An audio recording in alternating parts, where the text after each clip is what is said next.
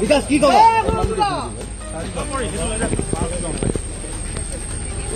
অনুদা আপুনি কিবা কব নেকি একো নাই ঘূৰি ফুৰিছো ভাল লাগিছে দাদা ভালনে 2 লাখ টাকা জিন্দাবাদ জিন্দাবাদ জিন্দাবাদ নহ'লে পাছফালে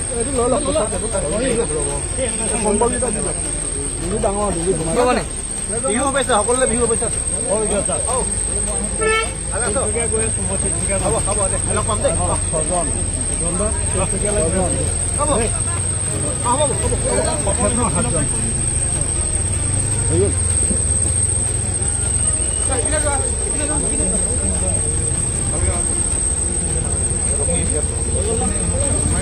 যিমান ঠিক আছে ভৰাই দিব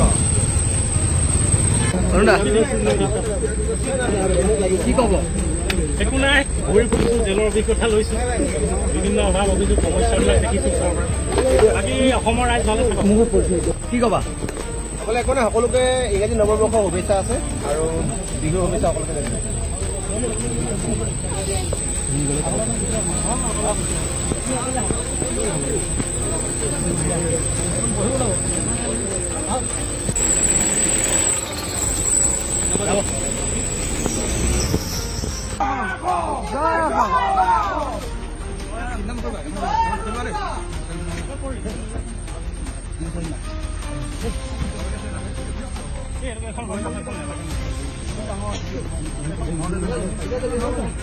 বিহু পাইছে সকলোৱে বিহু পাইছে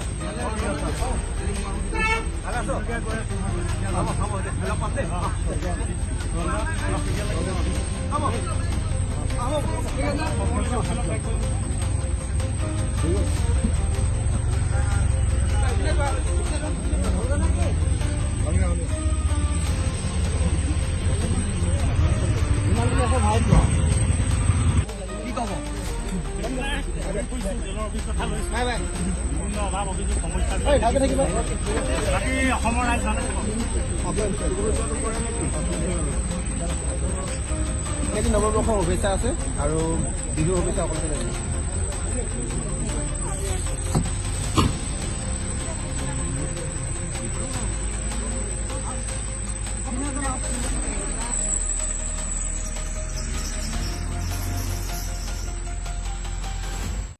মই আজি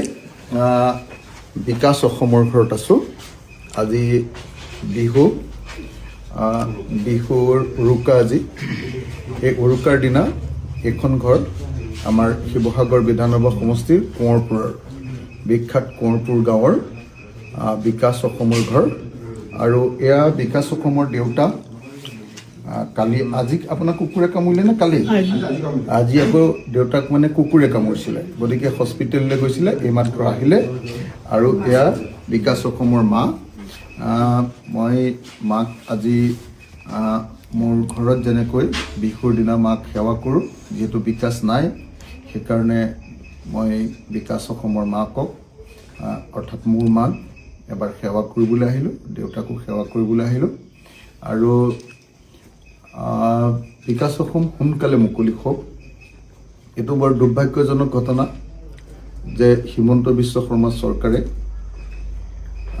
আমাৰ ল'ৰাবিলাকক এনেকৈ অত্যাচাৰ কৰি ইটোৰ পিছত সিটো গোচৰ জাপি দি অসমত প্ৰতিবাদ নাইকিয়া কৰিব খুজিছে বিকাশক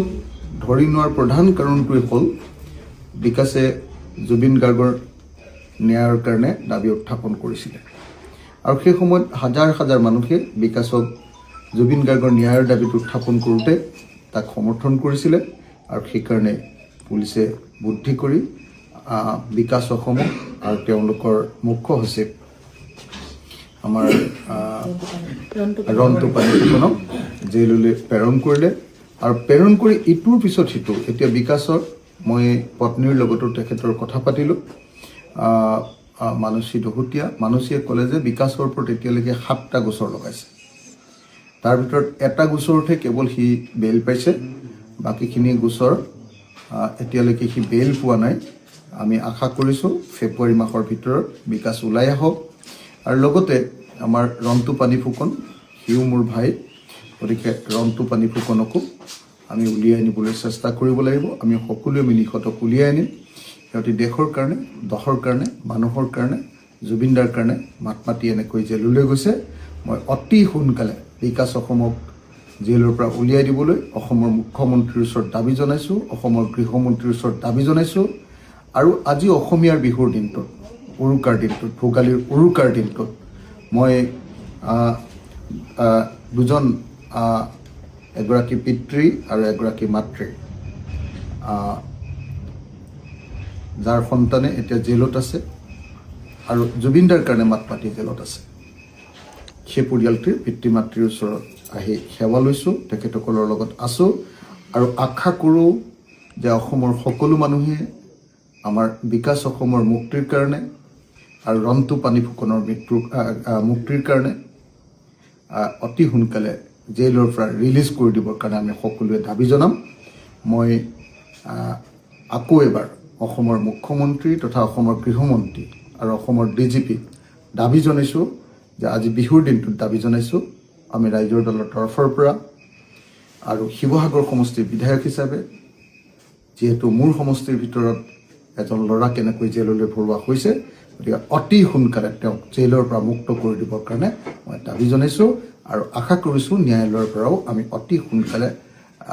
আমাৰ ভাইটোৰ কাৰণে বিকাশৰ কাৰণে আমি ন্যায় পাম। দেউতাৰ নামটো কি? ভদ্ৰেশ্বৰ বৰুৱা।